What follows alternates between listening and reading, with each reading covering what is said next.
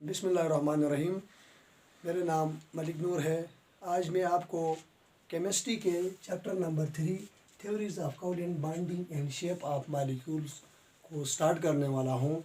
उससे पहले आपके केमिस्ट्री में जो है वो बेसिक पर जाएंगे कि बेसिक इस चैप्टर का जो बेसिक है जिससे आपको आगे बहुत आसानी से समझ आ सकती है, वो बेसिक को हम सबसे पहले पढ़ेंगे।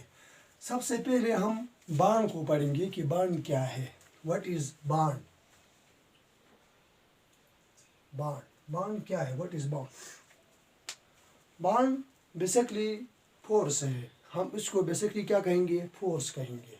यानी बॉन्ड एक फोर्स है, the attractive force which hold the atom. दो एटमों को जिसने मिलाया हुआ है, जिसने होल्ड करके रखा हुआ है, उसको हम बॉन्ड कहेंगे। तो इसकी डिफिनीशन अगर हम कहें तो हम ये कह सकते हैं कि the attractive force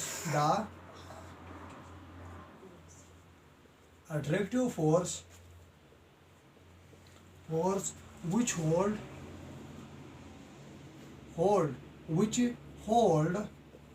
the atom. The attractive force which hold the atoms are called bond. यानी वो फोर्स जो दो एटमों को होल्ड करके रखा है उसको हम बॉन्ड कहते हैं। Basically bond is a force. Bond is a force. अब बॉन्ड एक होता है, बॉन्ड की जो टाइप्स में से एक कोवलेंट बॉन्ड है, एक आयनिक बॉन्ड है, एक कोऑर्डिनेट कोवलेंट बॉन्ड है, एक मेटालिक बॉन्ड है। अब कोई एटम बॉन्ड क्यों बनाता है? पहली बात यह है कि कोई एटम बॉन्ड क्यों बनाता है। Y atom form bond? Y atom form bond? Y atom form bond?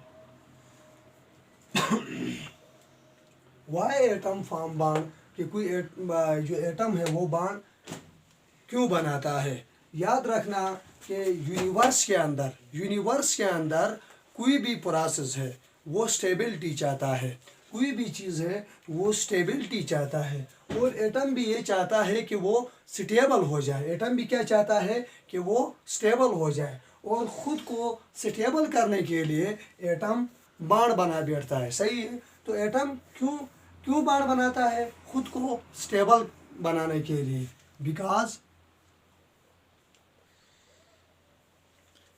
Because they gain stability. Atom bond क्यों बनाता है? खुद को स्टेबल बनाने के लिए। Because they gain stability. जब वो बॉन्ड बनाएगा तो वो स्टेबल हो जाएगा, और ख़ुद को स्टेबल करने के लिए एटम क्या करता है? बॉन्ड बनाता है। याद रखना, जो एक होता है अट्रैक्टिव फोर्स, एक होता है रिपल्सिव फोर्स। जो अट्रैक्टिव फोर्स होता है, अट्रैक्टिव फोर्स जो है, अट्रैक्टिव जो फोर्स होता है, अट्रैक्टिव फोर्स में ये बात याद रखना, अट्रैक्टिव फोर्स में एनर्जी रिलीज होती है। एनर्जी क्या होती है? एनर्जी रिलीज होती है। अट्रैक्टिव फोर्स में एनर्जी रिलीज होती है। और याद रखना, रिपल्सिव फोर्स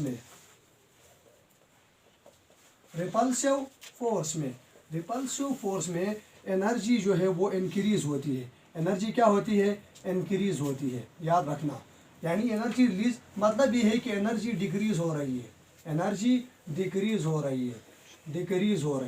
ये बात याद रखना, अट्रैक्टिव फोर्स में एनर्जी डिक्रीज हो रही है मतलब ये है कि एनर्जी रिलीज हो रही है। और रिपल्सिव फोर्स में एनर्जी इंक्रीज हो रही है। जब बॉन्ड बनता है, बॉन्ड जब भी बनता है तो अट्रैक्शन और रिपल्शन, सही है। तो अट्रैक्शन हो रही है न्यूक्लियस और दूसरे एटम के इलेक्ट्रॉन। यानी मिसाल के तौर पर ये एक एटम है तो उसका एक न्यूक्लियस, दूसरा ये एटम है तो इसका इलेक्ट्रॉन। इनके दरमियान जो फोर्स है, देखो ये न्यूक्लियस इस इलेक्ट्रॉन को अट्रैक्ट कर रहा है। जब अट्रैक्ट करेगा तो न्यूक्लियस वर्क करेगा, और वर्क बेसिकली एनर्जी है। तो जब न्यूक्लियस वर्क करेगा, एनर्जी रिलीज होगी तो वो जो कंपाउंड बनेगा, जो मॉलिक्यूल बनेगा, वो स्टेबल होगा, क्योंकि energy is inversely proportional to stability. Energy is inversely proportional to stability. याद रखना, जो ज़्यादा स्टेबल होगा वो लेस एनर्जी वाला होगा, जिसकी एनर्जी कम होगी वो ज़्यादा स्टेबल होगा, और जिसकी एनर्जी ज़्यादा होगी वो लेस स्टेबल होगा। इसी तरह जो एटम होता है उसकी एनर्जी ज़्यादा होती है और वो अपने एनर्जी को कम करना चाहता है, और जब एनर्जी को कम कैसे करेगा कि कम करने के लिए वो बाण बनाएगा। जब बाण फार्मेशन होगी तो एनर्जी रिलीज होगी, एनर्जी कम होगी, जब एनर्जी कम होगी तो वो स्टेबल होगा। मिसाल के तौर पर ये हाइड्रोजन है, ये दूसरा हाइड्रोजन है, ये एटम है और इनकी एनर्जी ज़्यादा होती है। ये दो एटम की एनर्जी ज़्यादा है, जब ये बाण बनाएंगे तो ये H2 बनाएगा और H2 की एनर्जी क्या होगी, कम होगी। जब बाण फार्मेशन होगा तो यहाँ पर एनर्जी रिलीज होगी, तो H2 की एनर्जी इसके एटम से क्या होगी, कम होगी और ये स्टेबल होगा, ये स्टेबल होगा। उसके बाद हम जो है ये हमने ये कंसेप्ट इसके पढ़ लिए। उसके बाद हम बाण के टाइप की तरफ जाते हैं कि बाण के कितने टाइप्स है, बाण के कितने टाइप से है।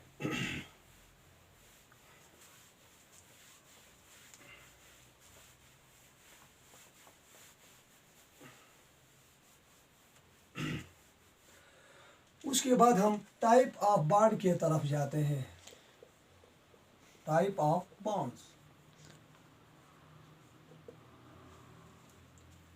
पहला जो टाइप है इसका कोवेलेंट बॉन्ड। कोवेलेंट बॉन्ड सबसे पहले हम जो बॉन्ड की बात करेंगे वो कोवेलेंट बॉन्ड होगा। What is covalent bond?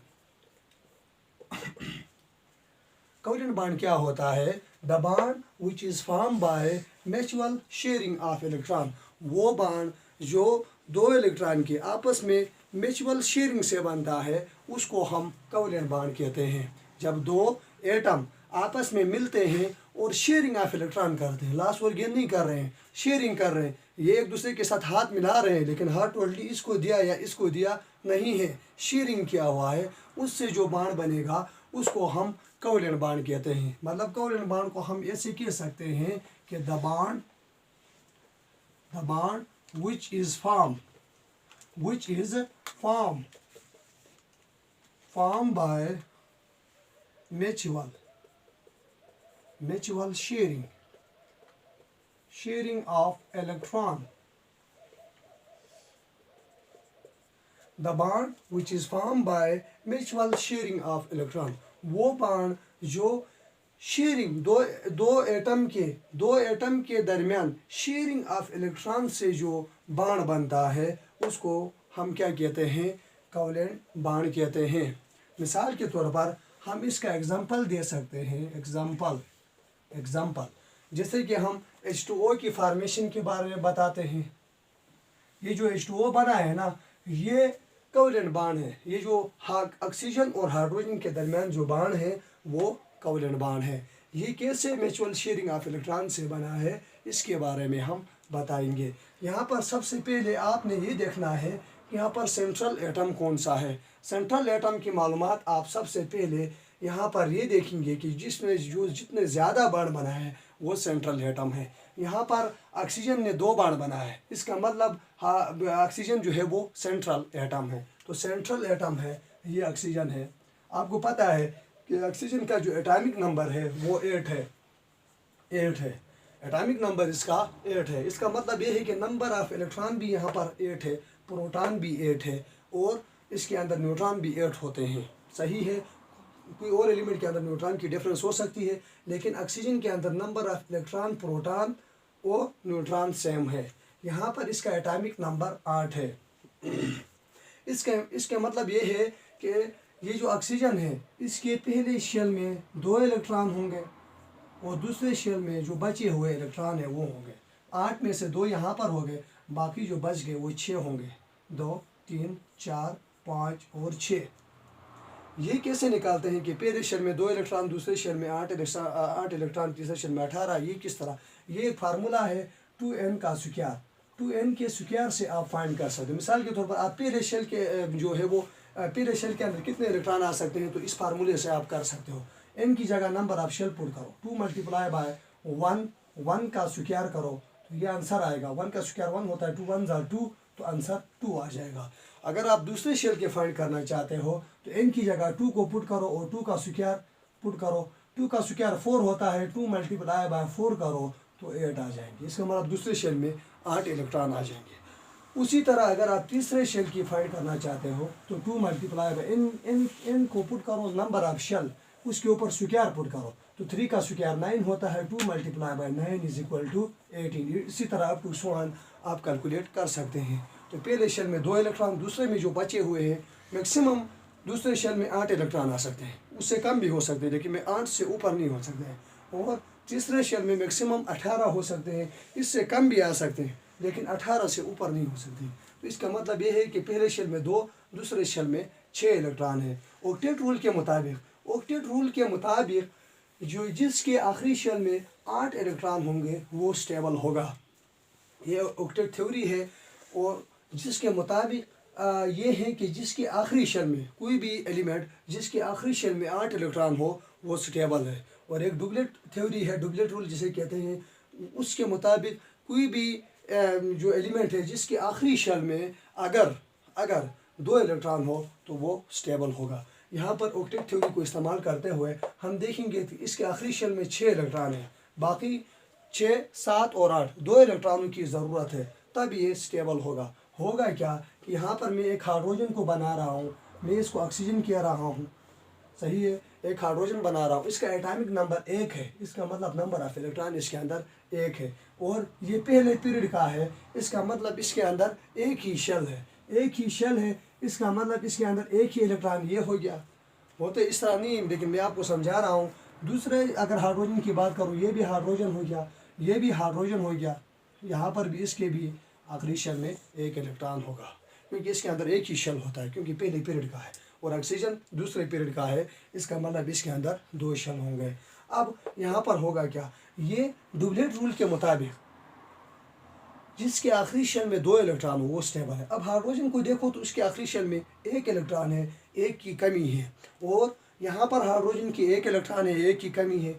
Octet rule के मुताबिक जिसके आखिरी शेल में 8 इलेक्ट्रॉन हो वो स्टेबल है। यहाँ पर तो ऑक्सीजन के 6 इलेक्ट्रॉन है, बाकी 2 इलेक्ट्रॉनों की ज़रूरत है। अब होगा क्या, यह हाइड्रोजन इसको शेयर करेगा, ये ऑक्सीजन अपने इलेक्ट्रॉन इस हाइड्रोजन को शेयर करेगा, तो यहाँ पर तो हाइड्रोजन स्टेबल हो गया लेकिन ऑक्सीजन स्टेबल नहीं हुआ क्योंकि ऑक्सीजन के लिए एक और इलेक्ट्रॉन की ज़रूरत है। तो ये दूसरे जो हाइड्रोजन है उसके साथ म्यूचुअल शेयरिंग करेगा। यहाँ पर यह हाइड्रोजन अपने इलेक्ट्रॉन इसको देगा तो ये मतलब इसके 8 पूरे हो जाएंगे और ये अपने 1 इलेक्ट्रॉन इसको शेयर करेगा तो इस हाइड्रोजन के भी 2 पूरे हो जाएंगे, तो ये स्टेबल हो जाएगा। होगा क्या कि यहाँ पर मैं इसको बना रहा हूँ कि ये ऑक्सीजन का पहला शेल, ये ऑक्सीजन का दूसरा शेल, 4, 5, 6, 7 सॉरी 6, 1, 2, 3, 4, 5, 6।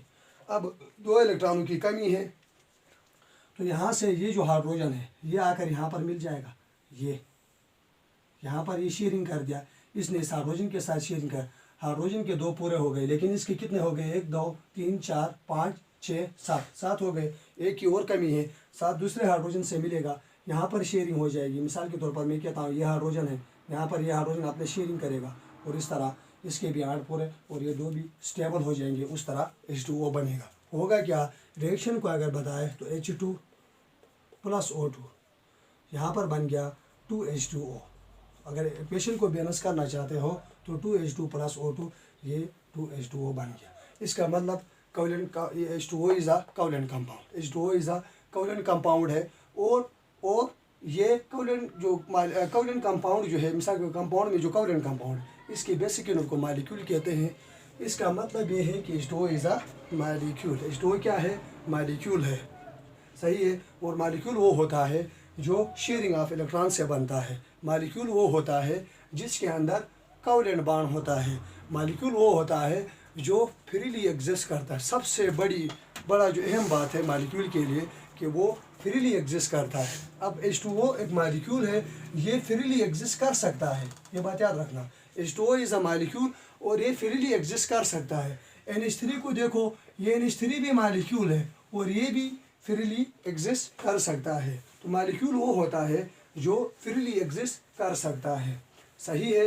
अब अगर H2O के अंदर आपने समझा है कि कोवलेंट बॉन्ड कैसे बना है, तो बॉन्ड की कंसेप्ट में मैंने कहा कि शेयरिंग ऑफ इलेक्ट्रॉन से क्या बनता है, बॉन्ड बनता है। एक और एग्जांपल इसमें देता हूँ NH3 का, यानी NH3 भी, ये भी इसके अंदर भी कोवैलेंट बॉन्ड होता है। अगर नाइट्रोजन को देखा जाए तो ये 5वें ग्रुप का है, नाइट्रोजन को देखा जाए तो ये 5वें ग्रुप का है। इसका मतलब ये है कि नाइट्रोजन का अगर हम एटॉमिक नंबर देखें, atomic number of nitrogen is 7, इसके एटॉमिक नंबर 7 है। इसका मतलब नंबर ऑफ प्रोटॉन भी यहाँ पर 7 है, इलेक्ट्रॉन भी 7 है। न्यूट्रॉन डिफरेंस हो सकते हैं लेकिन यहाँ पर 7 है, सही है। तो इलेक्ट्रॉन, प्रोटॉन और न्यूट्रॉन 7 है, सही है। तो नाइट्रोजन की अगर हम बात करें, नाइट्रोजन दूसरे पीरियड का है, नाइट्रोजन 5वें ग्रुप का है और दूसरे पीरियड का है। दूसरे पीरियड यानी दूसरे पीरियड का मतलब ये है कि ये इसके अंदर 2 शेल होंगे। पीरियड जो है हमें शेल को जाहिर करता है और ग्रुप हमें वैलेंस इलेक्ट्रॉन को जाहिर कर रहा है। 5वें ग्रुप का, इसका मतलब इसके अंदर इसके वैलेंस जो शेल है उसमें 5 इलेक्ट्रॉन होंगे, उसके वैलेंस शेल में 5 इलेक्ट्रॉन होंगे, ये जो नाइट्रोजन है। अब हम इसके पहले शेल में नाइट्रोजन के 2 इलेक्ट्रॉन, बाकी कितने बच गए? 7 में से 2 निकालो तो बाकी 5 बच गए। तो दूसरे शेल में इसके 5 इलेक्ट्रॉन होंगे, 2 3 4 5। दूसरे शेल में 5 इलेक्ट्रॉन होंगे। नाइट्रोजन को देखें तो पहले शेल में हमेशा 2 इलेक्ट्रॉन होते हैं, वो 2n² से आपने फाइंड किया है, और दूसरे शेल में 5 इलेक्ट्रॉन है, 5 इलेक्ट्रॉन है। बाकी कितने इलेक्ट्रॉनों की ज़रूरत है? ऑक्टेट रूल के मुताबिक, ऑक्टेट रूल के मुताबिक जिसके आखिरी शेल में 8 इलेक्ट्रॉन हो वो स्टेबल है। तो 3 इलेक्ट्रॉनों की ज़रूरत है। नाइट्रोजन को स्टेबल होने के लिए 3 इलेक्ट्रॉनों की ज़रूरत है। तो वो 3 इलेक्ट्रॉन कहाँ से लेगा? यहाँ पर NH3 हाइड्रोजन से लेगा, हाइड्रोजन से लेगा। जैसे कि मैंने पहले भी आपको बताया हुआ है कि यहाँ पर मैं कहता हूँ ये नाइट्रोजन के पहले शेल में 2 इलेक्ट्रॉन और दूसरे शेल में 5 इलेक्ट्रॉन, दूसरे शेल में 5 इलेक्ट्रॉन, बाकी इसके लिए 3 इलेक्ट्रॉनों की ज़रूरत है। तो 3 इलेक्ट्रॉन हाइड्रोजन से लेगा। मिसाल के तौर पर एक हाइड्रोजन है, तो मैं एक हाइड्रोजन को यहाँ पर ड्रा कर रहा हूँ, ये हाइड्रोजन है। तो हाइड्रोजन जो है पहले पीरियड का है, इसका मतलब इसके अंदर 1 शेल होगा और इस हाइड्रोजन का एटॉमिक नंबर 1 है। इसके मतलब ये है कि इसके वैलेंस शेल में 1 ही इलेक्ट्रॉन होगा। इसका मतलब इस हाइड्रोजन के अंदर 1 ही इलेक्ट्रॉन है। दूसरे हाइड्रोजन को मैं ड्रा कर रहा हूँ, यहाँ पर मैं दूसरे हाइड्रोजन को ड्रा कर रहा हूँ, ये दूसरा हाइड्रोजन है, ये नाइट्रोजन है। अब इस हाइड्रोजन के भी 1 ही यानी एटॉमिक नंबर 1 है, 1 ही शेल है, 1 ही इलेक्ट्रॉन होगा वैलेंस।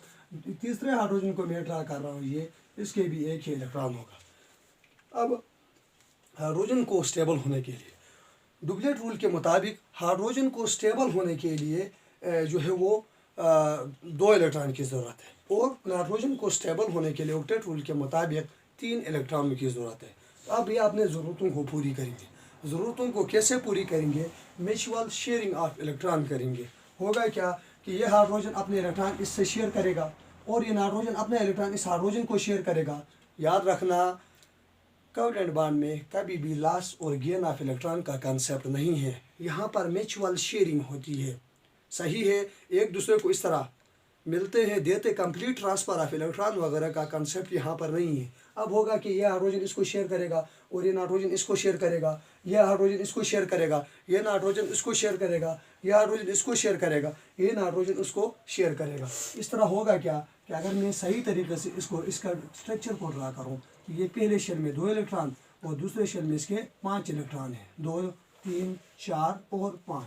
अब होगा क्या, यहाँ पर एक हाइड्रोजन यहाँ पर ये शेयरिंग ऑफ इलेक्ट्रॉन करेगा और इसका ये इलेक्ट्रॉन इधर शेयरिंग करेगा। हाइड्रोजन का तो एक हाइड्रोजन तो स्टेबल हो गया, बाकी जो है नाइट्रोजन तो स्टेबल नहीं हुआ, क्योंकि नाइट्रोजन के अंदर यहाँ पर 5 की जगह एक और शेयरिंग करने से 6 हो गए। दूसरा हाइड्रोजन है, यहाँ पर ये दूसरा हाइड्रोजन भी शेयरिंग करेगा, सही है। शेयरिंग करने के बाद यहाँ पर तो हाइड्रोजन तो दूसरा भी स्टेबल हो गया, लेकिन नाइट्रोजन अभी भी स्टेबल नहीं है, 7 हो गए। अब ये तीसरा हाइड्रोजन आएगा, यहाँ पर ये तीसरा हाइड्रोजन भी क्या करेगा, ये शेयरिंग करेगा, शेयरिंग ऑफ इलेक्ट्रॉन होगा। अब यहाँ पर ये जो बनेगा वो NH3 बन जाए। और याद रखना, ये शेयरिंग ऑफ इलेक्ट्रॉन से बन रहा है, और जब भी शेयरिंग ऑफ इलेक्ट्रॉन होगा, जब भी शेयरिंग ऑफ इलेक्ट्रॉन होगा, उससे जो शेयरिंग ऑफ इलेक्ट्रॉन है उससे जो बॉन्ड बनता है उसको कोवैलेंट बॉन्ड में कहते हैं। और कोवैलेंट बॉन्ड का बेसिक यूनिट मॉलिक्यूल होता है, और मॉलिक्यूल फ्रीली एग्जिस्ट कर सकता है। मॉलिक्यूल की डिफिनेशन क्या है? Which can exist freely, this is called molecule. Molecule